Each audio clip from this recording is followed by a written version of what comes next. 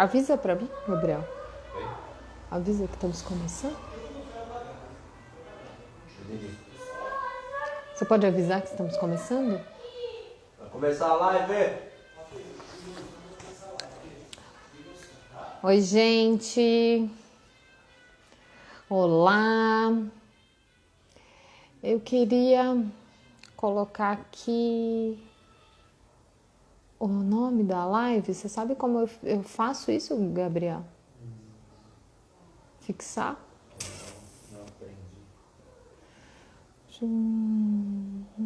Hoje nós vamos falar sobre abandono afetivo. Boa noite, Érica. Bem-vinda.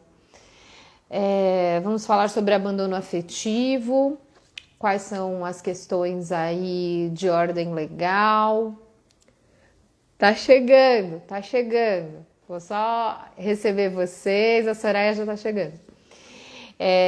Nós vamos falar aí os aspectos jurídicos, a doutora Soraya vai trazer aí a questão dos processos de indenização por abandono afetivo e talvez mais algumas outras coisas. E eu vou conversar um pouquinho com vocês sobre os impactos aí da ausência de um dos genitores. Vamos falar aí... Oi, Beth, tudo bem? Vamos falar sobre como pode impactar a ausência do pai ou a ausência da mãe, mas a gente sabe que é mais comum a ausência do pai, né, para as crianças depois da separação, ou mesmo quando não houve um relacionamento, né, entre o casal, enfim. Vamos falar um pouquinho sobre como isso pode impactar no desenvolvimento, nas questões emocionais e como que as famílias, as mães podem ajudar os filhos a superarem aí esse abandono, né? Eu vou chamar aqui a Soraya. Oi, maternar, tudo bem? Oi, Biel. Cadê? Vamos convidá-la para entrar.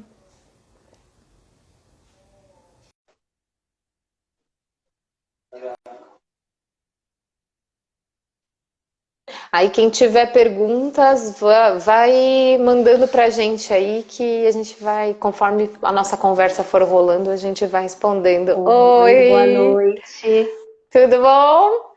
Tudo? A primeira pergunta, estão me ouvindo bem?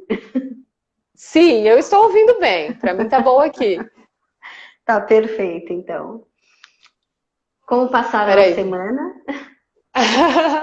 Super bem, animadas aí. Ah, Soraya, exato.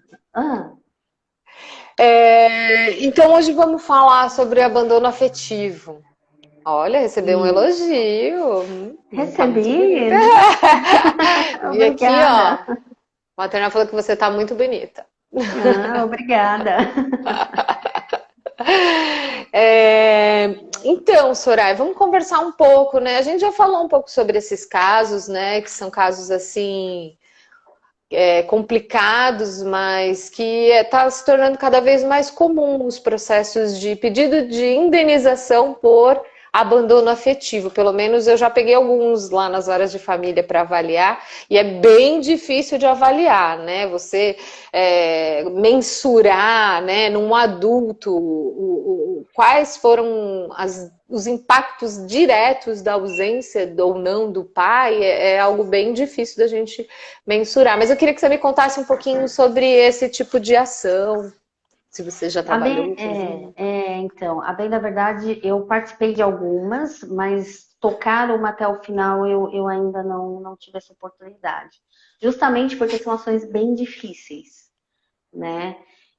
Como você mencionou no começo, geralmente é praticado por um pai ou uma mãe que se afasta. Na maioria das vezes a mãe, né? Ou o pai, né? Que a regra, de modo geral, o costume é a criança ficar com o pai. Na verdade, ela surgiu Com a para mãe. dar cumprimento, com a mãe. Na verdade, ela surgiu para dar cumprimento à Constituição Federal, no artigo 227, e o artigo 4 do Estatuto da Criança e do Adolescente, que eles determinam que existem as atribuições dos genitores, né? Que é o dever de cuidado, o dever de criação, a convivência familiar com os filhos. Isso está expresso em lei, né? Sim. Então, Aliás, falei do artigo 227 hoje no meu feed. Falei é? sobre a nossa responsabilidade com todas as crianças e adolescentes. Enquanto sociedade civil, nós somos responsáveis aí também. Porque assim, não é só um dever dos genitores ou da família, daquele núcleo que a criança convive. É um dever social. É como eu falo, né? Se você vê um crime sendo cometido contra uma criança, você responde como se estivesse praticado. Porque é seu dever coibir, né? Você tem que ter essa preocupação, né? Aí, com base nesses artigos, é que surgiu a possibilidade de uma indenização decorrente de uma alienação parental. Porque não deixa o dever de cuidado e assistência e convivência familiar, ela não deixa de ser uma responsabilidade civil. E quando você infringe uma responsabilidade civil, você, se acionado por medida judicial, você tem o dever de indenizar. Então você tem esse dever. Só que tem algumas questões aí que são bem polêmicas, né? A justiça e as decisões judiciais, elas são muito equitativas no sentido positivo e negativo, né? Amar é uma possibilidade. A frase mais recorrente nos julgados: amar é uma possibilidade, cuidar é uma obrigação civil. Então cabe uma indenização, tá? Outra frase muito importante, até anotei aqui, né? No sentido negativo: é impossível quantificar o preço do amor. Então pesa. Teve uma ministra, a ministra Nancy Andrighi, que ela foi a primeira decisão assim, desfavorável nesse sentido, mas ela tinha razão. Nessa mesma teoria de impossível quantificar o amor, ela falou: ninguém é obrigado a amar, né? A gente não pode aplicar a teoria do desamor, né, para oferir lucro e tudo mais. Mas existe também aquela brecha da lei, né? A brecha das decisões, né? É impossível quantificar o amor, né, para dar uma pecúnia, um dinheiro, mas esse dinheiro também pode servir para um tratamento psicológico, né? Pode ensejar, custear o tratamento da pessoa que se sente abandonada afetivamente. Sim. Tanto que é assim, esse assunto, como ele é polêmico e relativamente novo, não é uma coisa que existe ao longo da história há tanto tempo. Existe um projeto de lei desde 2007, para você ver, já se passaram tantos anos, desde 2007, que ele tenta incutir no Código Civil a obrigação de pagamento de indenização por deixar de prestar assistência a um filho, assistência afetiva, entendeu? Porque pensão não é afeto, né? Então já existe várias vertentes nesse sentido. Muitas ações são ganhas, muitas ações são perdidas. Porque, como eu falei, não tendo esse projeto de lei ainda aprovado, não é uma regra. Então, acaba sendo uma jurisprudência, um costume. E na jurisprudência tem as duas possibilidades, né? Tanto de indenizar e não indenizar. Está muito equitativo, está bem balanceado. Então, não dá para você chegar e falar para a pessoa: é certo você receber uma indenização por isso. Não compensa a sua dor de se sentir abandonado, né? Porque eu falo isso, mas às vezes quem propõe a ação é a mãe, né? É o genitor que está com a criança, né? Não é, nem sempre já o adulto ou o adolescente, né? Mas às vezes o responsável legal, o representante legal dessa criança pode sim propor essa ação por conta desse abandono. Mas e isso também só pode. Não afeta. Sim, e isso também só pode ser aferido pelas perícias, né? Pelo psicólogo, pelo assistente social, que vai aí entender um pouco dessa história, entender um pouco dos impactos. Porque o que eu vejo, né? A ausência do pai é algo que marca profundamente as crianças, né? Exato. Porque elas vivem, como você disse, vivem essa ausência como uma rejeição, como um abandono, e elas acabam atribuindo isso a elas mesmas. Ou seja, o que eu tenho de errado? O que eu fiz de tão mal para o meu pai não me querer? né? E esse sentimento, é claro, ele vai fazer parte da personalidade, ele vai fazer parte do repertório aí emocional desse adulto.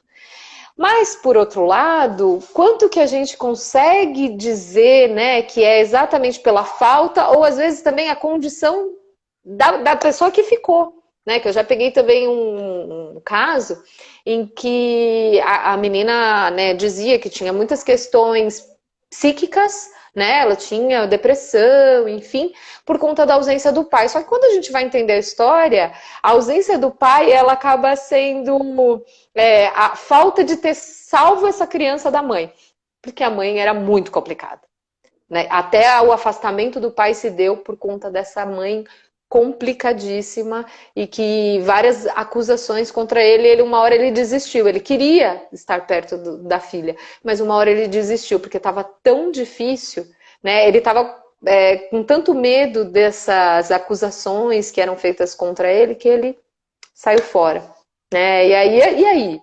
O problema é a ausência, é a presença de quem ficou, então são nuances muito difíceis de serem aferidas, né?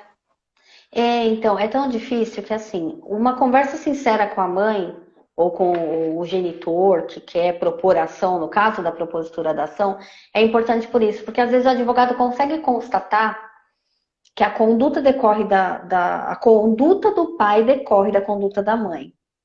Gente, eu vou repetir, nós não estamos malhando os homens, mas é que é o mais comum, é o mais comum. E nem defendendo também, né? E nem defendendo, porque nós vemos, como nós repetimos aqui várias vezes em várias lives, né? Hoje em dia tá tão comum as mulheres deixarem as crianças com o pai, né? Não tá tão raro assim. Então, assim, mas como era antigamente. Nós viemos de uma cultura de que o pai sai, a mãe fica. Então a gente fala, o correto seria a gente falar do genitor que se foi, né? Então, a conversa com aquele que quer propor ação, ela é fundamental para o advogado para saber se essa ação é viável ou não. Porque, às vezes, na hora da entrevista, você tem aquela sensibilidade de notar, não, peraí, tem alguma coisa nessa história que não decorre da conduta daquele que é o acusado de abandono, né? Então, aí o advogado já vai se pautar e falar assim, olha, você tem uma chance? Tem. Mas as suas chances são pequenas por isso, isso, isso e isso. Ele vai passar por uma avaliação forense, todo o núcleo familiar, o cônjuge familiar vai passar por uma avaliação forense, e aí vai se constatar o que realmente aconteceu. Né? É claro que eu já vi casos do genitor falar assim, eu não consigo gostar dessa criança. Eu não consigo gostar desse rapaz, dessa moça que se diz meu filho. Entendeu? Eu não tenho isso e não dá para tirar isso de mim. Existem também até aqueles porque que o amor é uma maltratam, construção, né, Soraya? O amor é uma construção, né? Aham. É do envolvimento, é do cuidado, é do dia a dia, né? Até o Silas colocou aqui que o pai dele não é muito afetivo e ele acabou puxando isso dele. Não tem necessariamente a ver com puxar, porque isso não está só não tá no DNA, né? Isso tem a ver com a experiência. É difícil a gente dar aquilo que a gente não recebeu, né? Até a gente fez um post esses dias falando sobre isso. É difícil, mas é o que pode nos ajudar nesse processo de cura dos nossos próprios traumas do passado, né? Exato. Então, mas desculpa, é uma coisa pode assim falar. que o advogado costuma ver, porque existem pessoas que são mais rígidas, reservadas, introspectivas ao expressar suas emoções com filhos, seja lá o que for. Isso não quer dizer que essa criança foi abandonada por ele. Porque às vezes o pai é severo e tudo mais, mas ele está sempre ali, participando. Ele não quer ninguém mexendo com o filho dele, ele não deixa faltar o sustento. Às vezes ele não pergunta diretamente, fala, filho, vem cá, me conta o que está acontecendo. Às vezes ele pergunta para a mãe, fala assim, o que está acontecendo com ele? Porque ele não tem aquela, como você disse, como é que ele vai dar aquilo que ele não teve? E isso então, né? Eu acho que assim, os pais que ficam ausentes, eles não se tornam ausentes pelo mesmo motivo. Não são todos que não querem ser pais, né? Uhum. Alguns pais simplesmente não conseguem ser pais porque viveram uma experiência, um modelo de paternidade que ou foi distante ou foi inexistente. E aí ele não consegue nem mesmo entender qual é a importância dele na vida do filho, né? O que ele poderia fazer como pai. E também a gente tem essa tradição de que as mulheres cuidam dos filhos e os homens provêm o lar, né? Então essa divisão dos Exato. papéis de gênero também deixa muitos homens perdidos. E eles acabam não Exato. acreditando que podem ser importantes na vida dos filhos, né? Exato. Tanto que, assim, a propositura de uma ação nesse sentido, ela gera o dever ela é reconhecido o dever de indenizar quando se reconhece que o afastamento foi voluntário e a pessoa que se afastou é irredutível ao se aproximar na aproximação daquele que se sente abandonado. Ela não quer, entendeu? Então, daí surge esse descumprimento do dever de cuidado. Surge o Sim. descumprimento da responsabilidade civil. Então, não é simplesmente Uhum. falar assim, eu não me dou bem com meu pai porque ele é muito grosso, ele é muito estúpido. Não, não é isso. O temperamento dele não quer dizer que ele tem ele faz com você um abandono afetivo voluntário. Agora, aquele que simplesmente não quer nada e fala assim, eu já pago a pensão, já basta, eu já faço a minha obrigação. Esse é voluntário, eu não quero aproximação. É bem nesse sentido que Sim. cabe essa propositura e que cabe o reconhecimento do dever de indenizar. Sim. Então, tem pais, né? Aí é o outro modelo aí de paternidade que são os pais desertores mesmo. São aqueles que É, não querem assumir e por mais que eles falam, não, não, pode deixar, vou assumir. Eles não conseguem cumprir.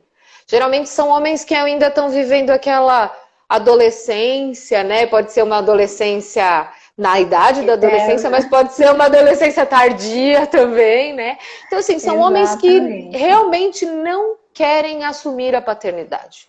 E aí não tem santo que faça querer, porque isso também é um processo de amadurecimento. Se o cara tá preocupado em conquistar mulheres, ir pra balada, viajar e tal, ele vai entender a paternidade como uma perda e não como uma possibilidade de crescer, se desenvolver, evoluir, amar alguém, né? E ser amado também por alguém. Então são Exatamente. tipos diferentes de pais ausentes, né? E aí ele quebra essa responsabilidade civil, né? Porque quer queira, quer não, essa Uhum, conduta uhum. dele, ela fere a honra subjetiva de outra pessoa, de outrem, né? Que a gente fala. Ele fere a honra subjetiva. O que é aquela honra subjetiva? Aquilo que a criança ou a pessoa que se sente abandonada, para ela, aquilo faz muito mal. Né? É diferente, por exemplo, não. Falar não para uma criança. Se ela pegar um brinquedo e você fala não, ela simplesmente fala assim, não tô nem aí. Mas dependendo da situação, o brinquedo é tão importante para ela que o não se torna ofensivo, que o não faz ela sofrer. Não sofrer por manha, ela sofre mesmo no âmago dela.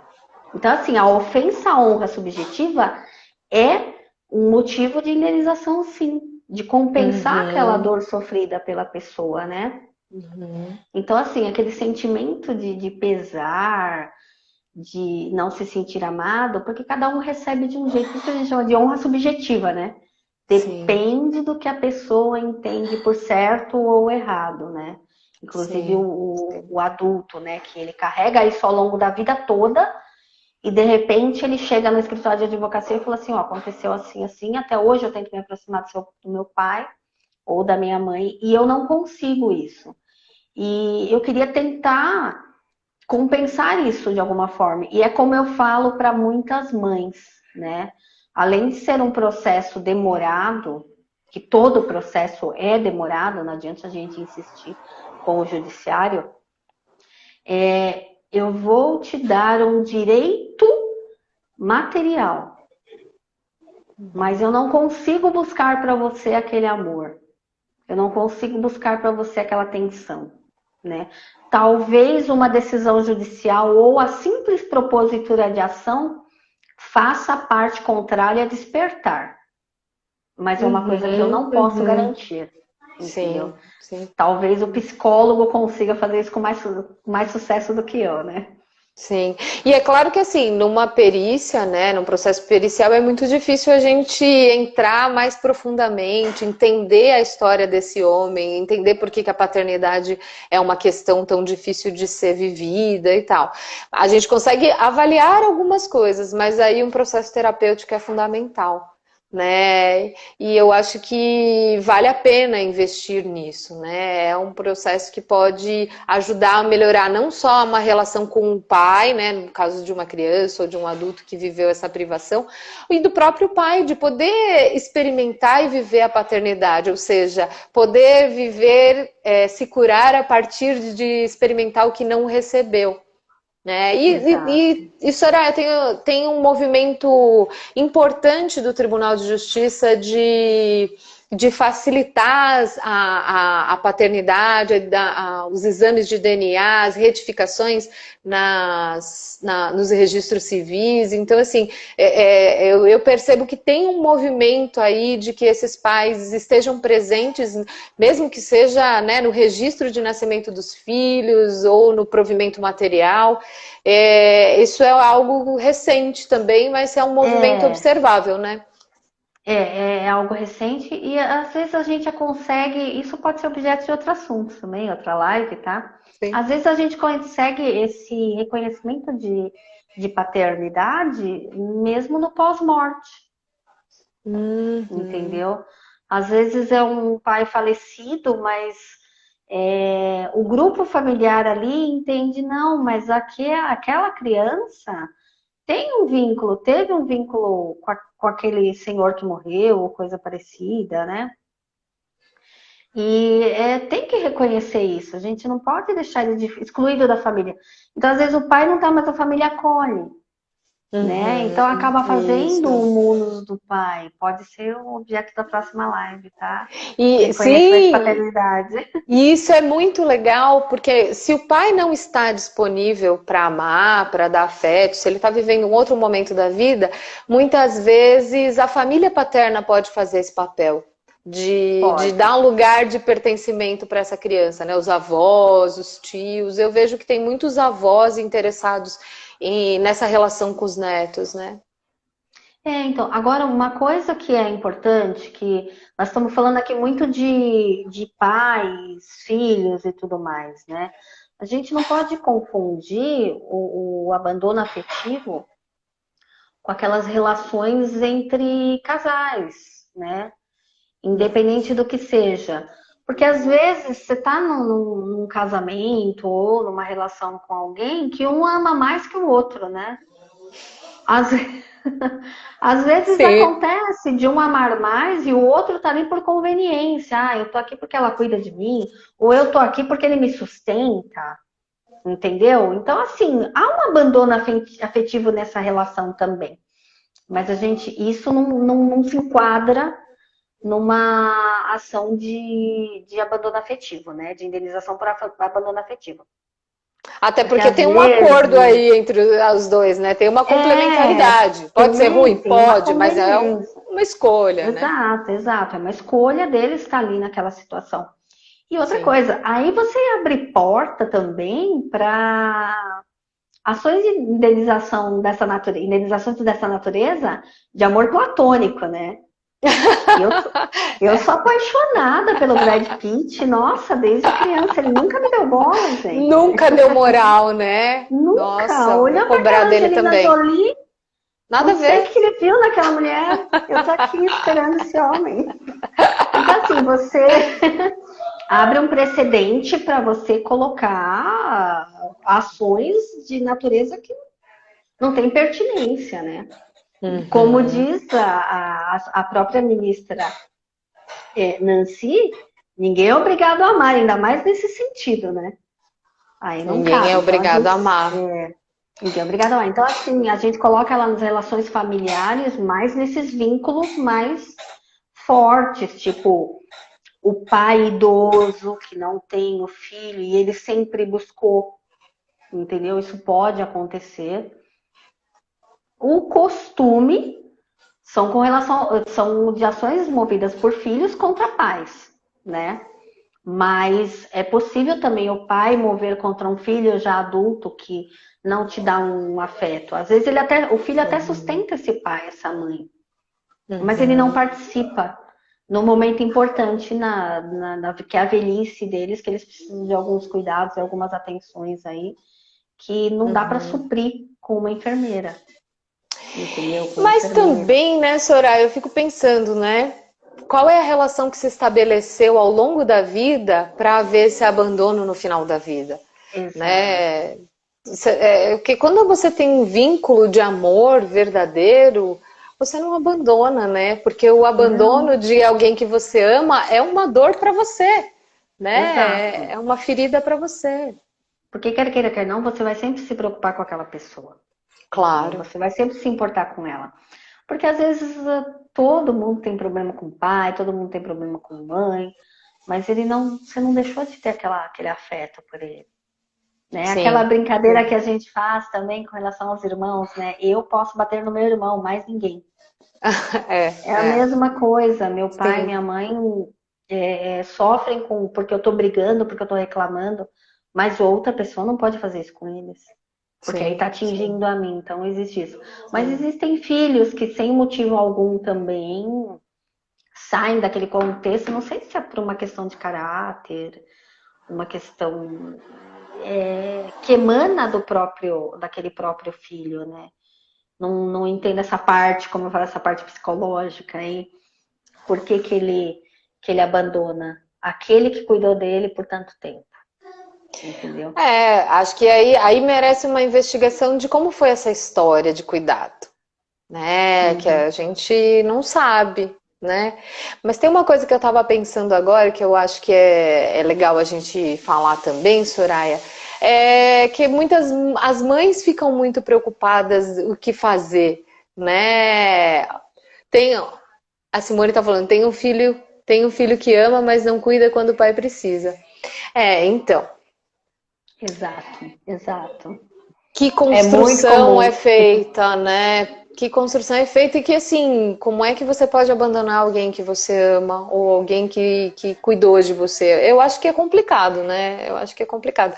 Mas eu tava aqui pensando que muitas mães se preocupam em que elas fazem, né? No sentido de que esses pais que desaparecem ou que não vêm ter alguma convivência com os filhos, como elas podem ajudar as crianças, né, a lidarem com essa sensação de abandono e de rejeição.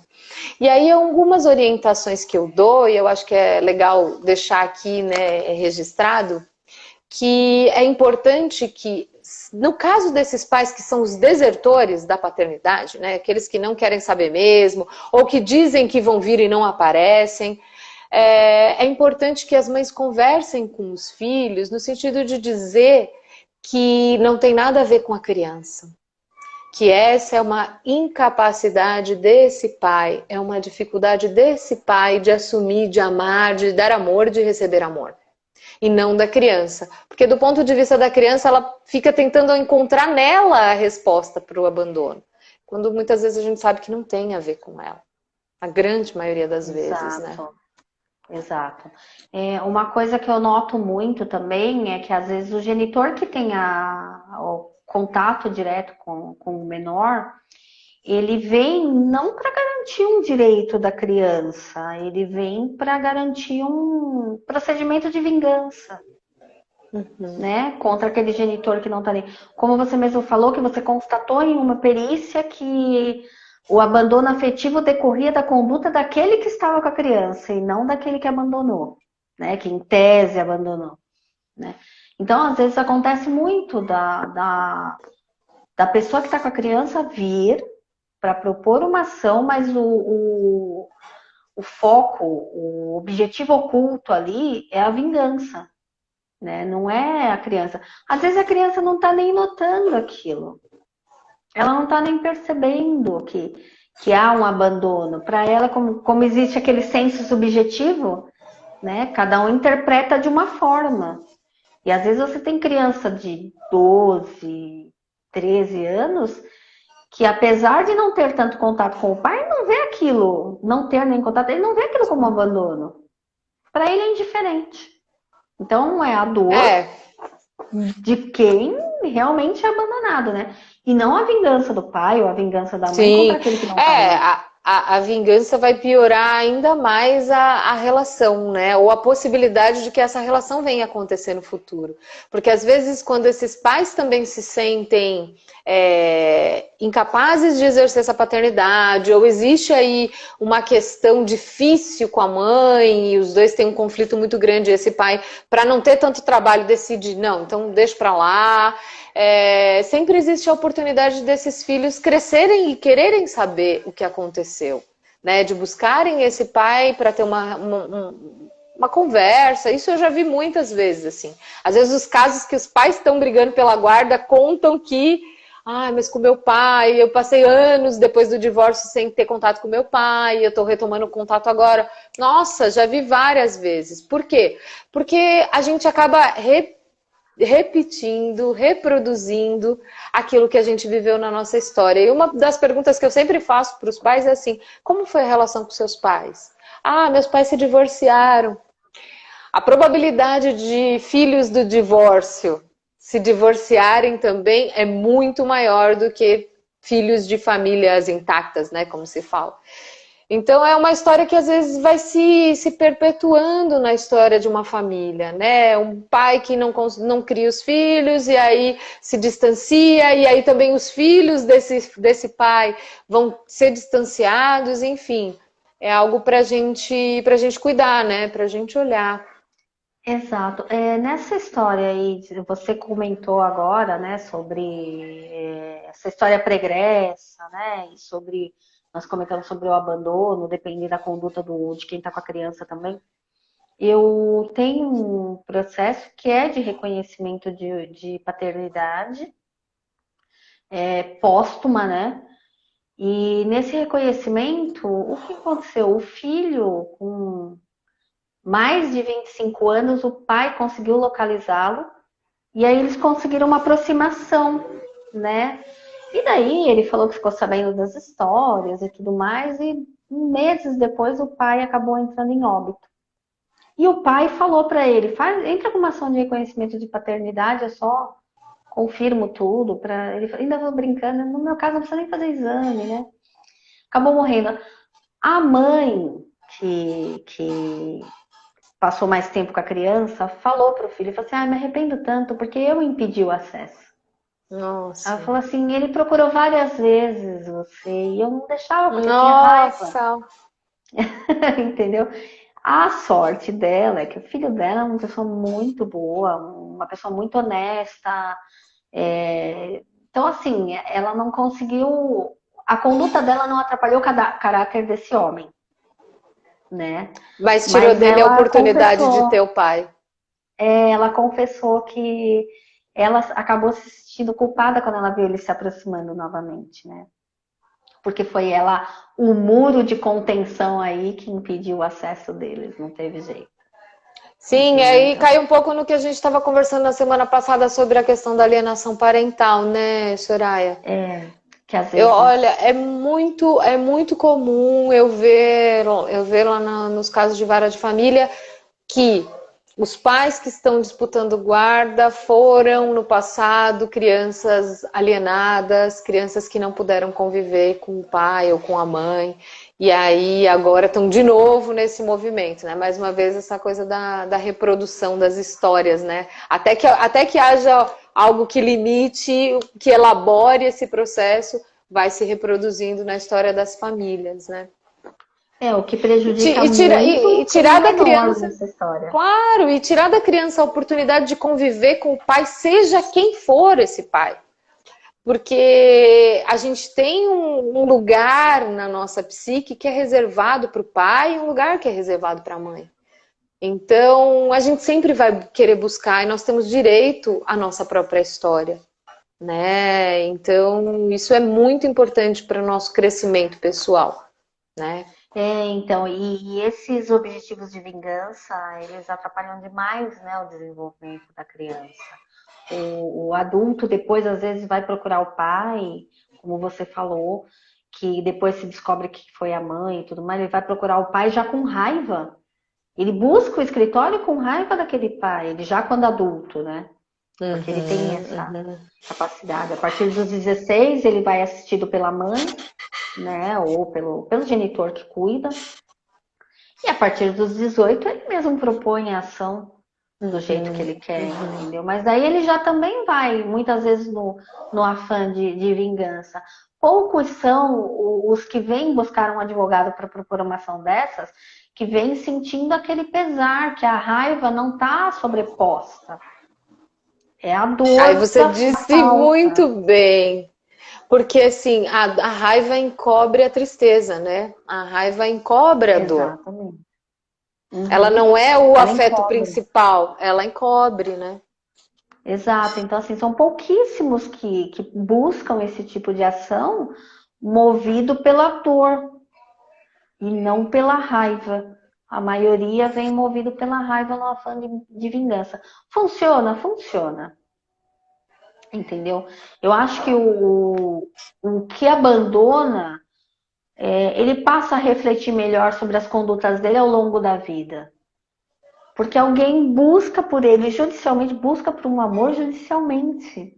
Entendeu? Então, assim, ele acaba entendendo que errou, poderia ter feito melhor, entendeu? E aí, às vezes, a gente até consegue uma determinação judicial de que a pessoa faça um acompanhamento psicológico, sim, entendeu? Para poder fazer, estreitar esses laços. E às vezes pesar no bolso faz a gente refletir melhor também, né? É. Infelizmente Infelizmente é é. assim. O pesar no bolso nos faz refletir melhor. Então, por isso que essas ações visam garantir algo que já está na lei, né? Que é o dever de cuidado. Não pode negligenciar, não pode se omitir desse dever de cuidado. Sim. Entendeu? Sim. Tá positivado, então tem que cumprir. Entendeu? Tudo bem que a gente não quer um amor simulado, né? Que às vezes você pensa, nossa, uma propositura de uma ação dessa é você buscar um amor simulado, entendeu? Mas infelizmente vai ter que pesar mesmo no bolso para ver se a gente consegue pelo menos um reconhecimento, né? Sim. Sim. Desse pai que abandona, dessa mãe que abandona. Sim, a Carol do Maternar tá falando, né? Mas ainda que o pai compreenda, não volta ao tempo perdido. É verdade, né? O que passou não tem como voltar, mas um processo terapêutico e às vezes até uma terapia vincular, trabalhar os vínculos da família, é possível sim resgatar e é possível viver momentos felizes, boas experiências com esse pai, e esse pai também viver experiências felizes na paternidade é possível. É claro, vai demandar uma ajuda profissional, um trabalho terapêutico, um processo aí, mas desde que haja o desejo, desde que haja a vontade, o amor pode ser construído. Né? Ele pode. Não está tudo perdido. Acho que quando o pai morre, no caso que você estava contando, é muito triste, porque se perde a oportunidade de construir uma história, mas fica a família paterna, fica outras referências que também podem ter uma aproximação, ser uma referência, ter um reconhecimento, né? Contar as histórias desse pai para que esse adulto também possa preencher o seu imaginário com situações positivas desse modelo, né? Então, eu sempre acho que não tá tudo perdido, né? Sempre é possível tirar coisas boas aí e aprendizados das situações, né? Eu também entendo dessa forma. E o dinheiro, que nem a Simone está falando aí, né? Mexer no bolso. O mexer no bolso, ele pode ensejar um tratamento para ambos. Porque às Claro, vezes A Claro, pessoa que recebe a indenização, ela vai buscar um acompanhamento psicológico. Ela pega esse dinheiro e fala assim, vou fazer um tratamento psicológico, né? Para suprir essa ausência.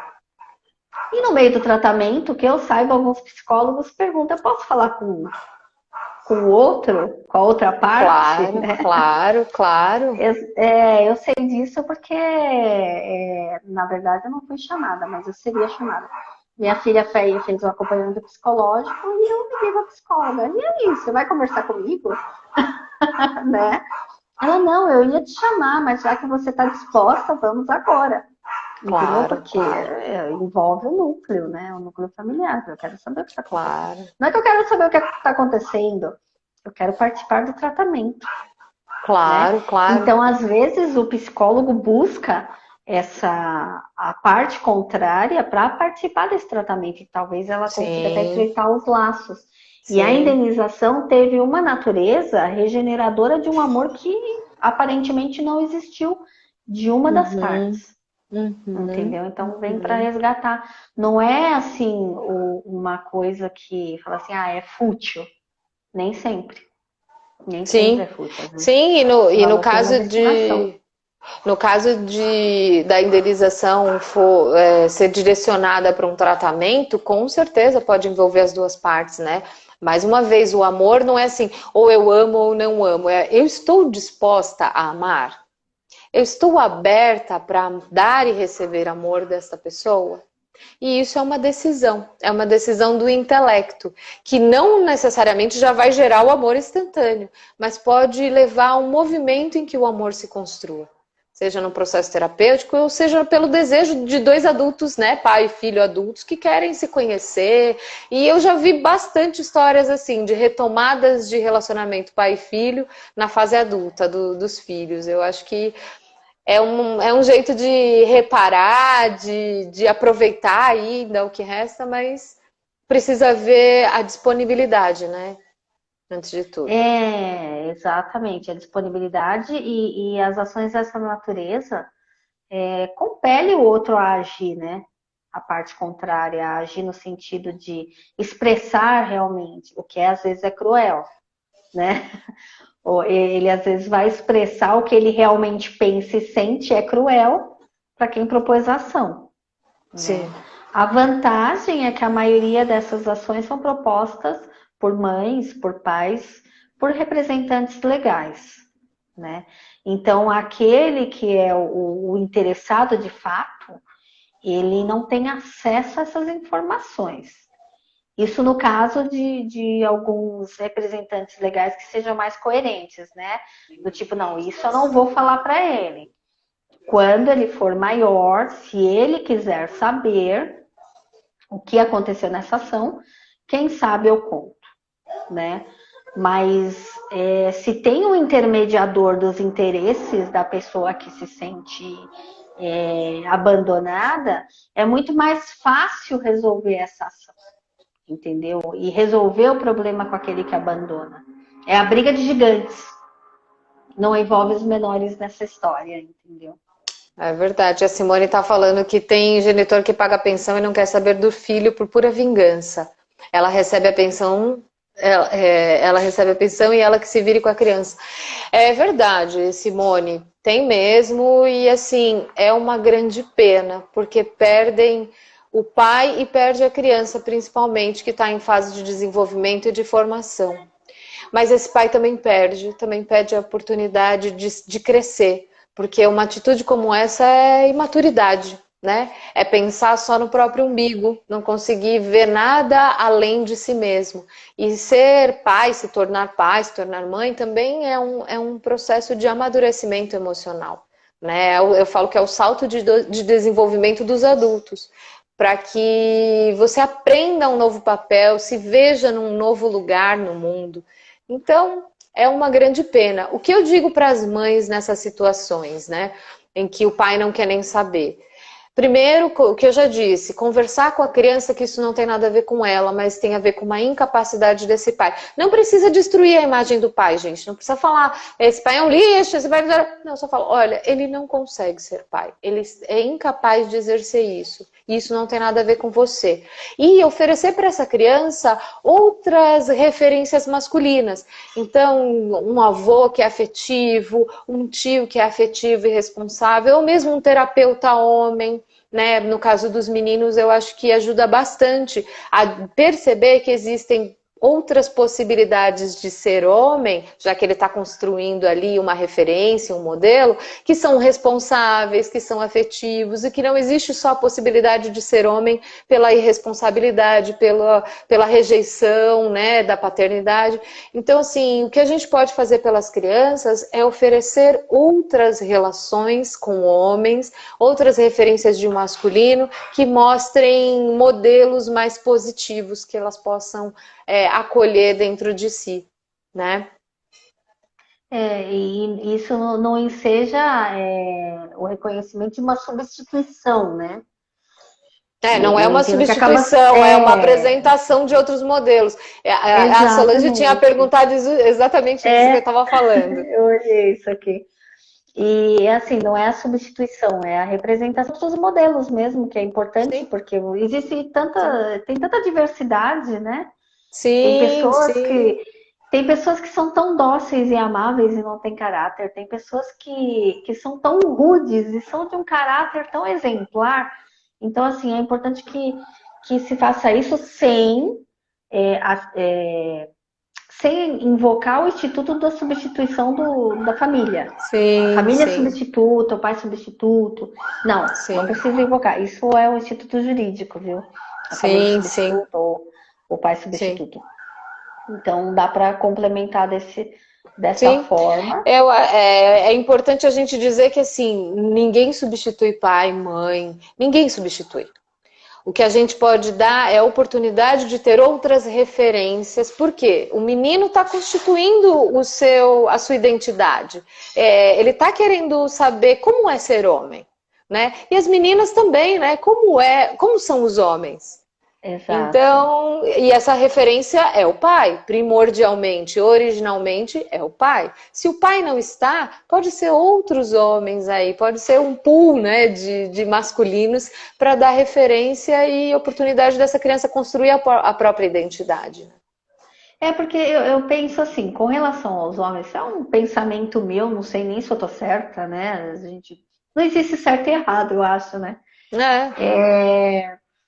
Eu penso assim, a criança que não teve esse convívio, vou dar um exemplo, pai, seja homem, seja menino ou seja menina, ela vai aprender a não ver o homem como uma figura importante na família. Então, imagina assim, para a menina, eu não preciso de homem, ele não é importante. Que falta ele vai fazer numa família? Para o menino, homem não é importante na família, para que eu tenho que ter uma? Por que eu vou Isso é um cuidar de um filho pensamento. se eu cresci sem pai? Por que eu preciso cuidar do meu filho? Homem não é importante, para que eu vou arranjar isso, entendeu? Então, Sim, sim. eu fico pensando nessas coisas, né? O que é esse adulto depois? Qual a Sim, versão que ele vai ter? O que é importante numa família?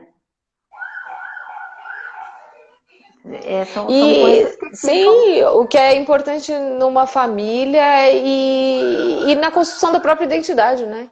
Não. Que é isso, né? Por que como pai eu sou importante? Por que um homem é importante? Né? E isso prejudica muito os relacionamentos. Né? Seja os Exato. relacionamentos amorosos, né? A escolha de um parceiro, de uma parceira, seja os relacionamentos com os filhos, os relacionamentos com a família, né? Com a mãe, enfim, vai prejudicar o modo como esses adultos compreendem as relações afetivas, né? Eu posso estar muito enganada, né? Mas as ações dessa natureza, talvez pelo fato de ganhar esse tipo de ação, de receber a indenização e ter a condenação daquele que abandonou, talvez supre uma emoção, uma carência naquele que pede, né? No autor de uma ação dessas. Estou falando na fase adulta já, né?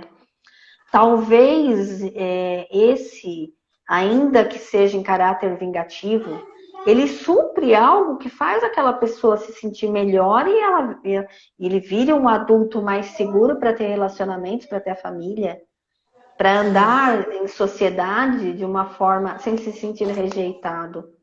Então, Você diz quando entra com essa quando ele, ação?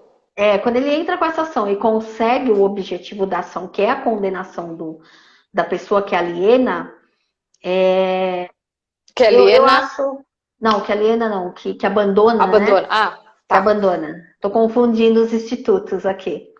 Da pessoa que É abandona, que eu que tem acho. uma ligação também, né? Da Tá muito alienação com o abandono. correlacionado, tá muito correlacionado, né? É porque na maioria das vezes o abandono decorre da alienação, né? Então, então assim, Sim. eu acho que aquela pessoa que ganha uma ação dessas, no íntimo dela, ela acaba sendo compensada, ainda que seja uma compensação material. Porque o É, imaterial, que é o amor, ela não teve, mas talvez aquilo satisfaça o mas imaterial eu de acho alguma forma. que eu acho que são coisas de ordens diferentes, assim, né? Eu venci, eu estava certo, logo eu venci. E isso pode, né, ter um prazer, mas eu vejo assim como um prazer momentâneo, né? Sabe aquela coisa assim, ah, venci, uhul, ganhei. Tem uma descarga de prazer, só que isso não vai Uhum. durar. E isso não vai repor a falta que já está ali. O que vai ajudar a lidar com essa falta é um processo de amadurecimento, é olhar para isso, é entender aí que tem questões desse pai, é entender que houve questões da vida que às vezes a gente tem que aceitar e dar o passo para frente, né? Mas assim, eu acho que não supre a falta. Não supre a experiência da ausência, do abandono. Isso é um processo de amadurecimento. Mas, momentaneamente, vai trazer um prazer, né? O prazer de estar certo, de vencer uma disputa, o que pode trazer muita culpa também ao longo, né? Conforme as coisas vão acontecendo, também trazer muita culpa, porque é também um impulso destrutivo, né? É também uma briga. Quando você está numa disputa, tem um vencedor e um perdedor. Exatamente. E brigas nesse sentido, envolvendo esse senso de afetividade, esse senso de necessidade de ter o amor do outro, elas são as mais dolorosas, né? São as que causam mais lágrimas no judiciário, porque numa audiência Uhum, dessas é triste, é realmente triste, né? Por mais que sim. um advogado ou um juiz tenha essa rotina, né? Eles são seres humanos. E eles olham aquilo e dizem, por que está Sim, acontecendo dessa forma? Por que eles têm que chegar a isso? Muitas vezes a gente sim. pensa dessa forma, né? Por que chegar a isso? Né? Mas, infelizmente, o judiciário está aí para ser acionado caso, caso alguém descumpra um dever jurídico. Uhum, sim. No caso, o dever de afeto, de aproximação, de fortalecimento de laços familiares, Uhum, né? uhum, É uhum. o que, infelizmente, a gente vai ter que brigar na justiça. Não É, consegue direito imaterial, mas o direito material talvez compense, como você diz, de uma forma momentânea. Dizem que a sim. felicidade é feita de pequenos momentos, né? Quem sabe esse não seja para quem. E você sabe que eu vejo também, Soraya, é que muitas vezes, por exemplo, nos casos de alienação, eu vejo que alguns pais falam assim, não, eu não quero puni-la, eu não quero, eu só acho que é importante dar um limite para esse tipo de comportamento, né? E às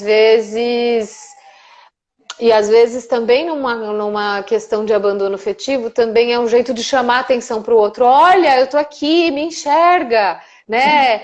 Olha É, para mim, eu existo, né? mas assim, a gente fala assim, o objeto subjúdice, né? O objeto judicial mesmo, ele é o olha para mim. Ele não é só a pecúnia, o dinheiro. O fundo mesmo é como a gente já mencionado, né? Tirando a raiva, é o olha para mim, é a dor que eu sinto. Reconhece a minha existência, né? Eu quero que você veja isso, né? Então, por isso que eu sempre deixo muito bem claro, eu consigo um direito, mas eu não consigo aquilo que você realmente busca. Entendeu? Aquilo que você realmente busca, você vai ter que procurar a Ana Clara, que a Soraya não vai resolver. Ai, querida, que delícia. Eu acho que é um tema tão importante da gente falar, porque eu vejo que muitas mães sofrem com isso, né? Sofrem sem saber o que fazer, como ajudar os filhos. E eu vejo também que tem muitos filhos que têm essa expectativa aí de ter esse contato com o pai, de ter uma relação com o pai. E faz parte da nossa condição humana, né? Nós nascemos filhos de mãe e pai. Independentemente de por quem somos criados, nós nascemos filhos de mãe e pai, né? E nós temos expectativa de ser reconhecidos. O olhar da mãe e o olhar do pai dão dignidade à nossa existência. E às vezes essa busca pela dignidade ela vai encontrar vários caminhos. A justiça é um deles, né?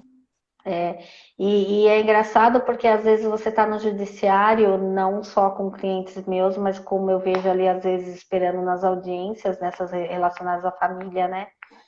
O olhar do filho quando vê o pai chegando, entendeu? Porque às vezes o filho tá lá, né? Como eu falo, às vezes a mãe leva. E o olhar do filho quando vê ele chegando, tipo, ele fica meio assustado, tipo, será que ele tá com raiva de mim? Você vê no olhar dele isso. Tem culpa, né? Tem culpa. Será que ele tá com raiva de mim? E ele olha assim, desconfiado. Será que ele vai brigar comigo? Eu não sei se eu chego perto dele. E assim vai, né? Ai, gente, que gostou. A Karen linda também falou. Deu parabéns pra gente. É muito gostoso trazer esses temas. É verdade, Lícia, querida, linda. Saudade de você. É verdade, os filhos perdem muito, né? Os filhos são quem perdem mais. Mas eu sempre digo, nada está perdido, sempre existe possibilidade da gente crescer a partir dos desafios que a vida colocou pra gente, das dificuldades que a vida colocou pra gente. Então, a gente poder olhar para a nossa história, ver as dificuldades, os erros, as dores e transformar isso em crescimento, em amadurecimento e nos tornarmos pessoas melhores. Sempre é possível. Soraya, querida, quer falar as suas últimas palavras? Nosso tempo está acabando, temos um minutinho aí. Vamos tratar Eu adorei, viu? de paternidade. Adorei. Bora, vamos falar mais sobre essa questão da paternidade, que eu acho que é muito legal e está muito presente aí. Não só no judiciário, mas na vida das famílias, né? Ai, muito obrigada, adorei. Eu que agradeço, obrigada a todos, viu? Obrigada pela oportunidade novamente. Ai, Soraya, um beijo. Queridos, muito obrigada para todo mundo que comentou, para todo mundo que participou. Adoramos. Eu adorei mesmo. Beijo para vocês. Tchau. O Raul tá dando tchauzinho dele aqui. Tchau. Tchau. Quer dar um tchau? Vem aqui. Corre, Raul, corre. Tchau, Raul! Tchau, gente! Um beijo, se cuidem. Beijo.